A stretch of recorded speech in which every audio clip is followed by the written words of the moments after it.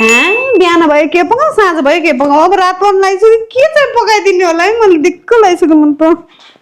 किन चिन्ता गर्छौ के मगाइदिनु नि बाहिर के मगाउँ भन मलाई त मोमो खान मन लागेछ पिज्जा खान मन लागेछ यत्रो लालमोहन अनि पनिरको त्यो शाही पनिर अनि त्यसपछि अनि त्यो हुन्छ नि एकदम टक्क यस्तो किस्तीमा राखेको गुलियो अब त्यो भन्नै आएन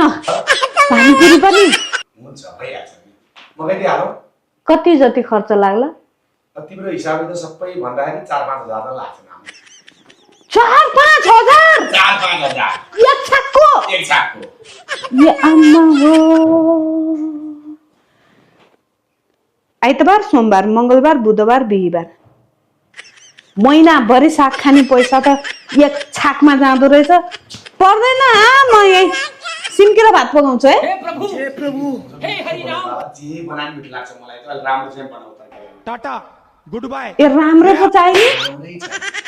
यही भएर मलाई बिहान भयो कि टेन्सन हुन्छ बेलुका भयो कि टेन्सन हुन्छ के पो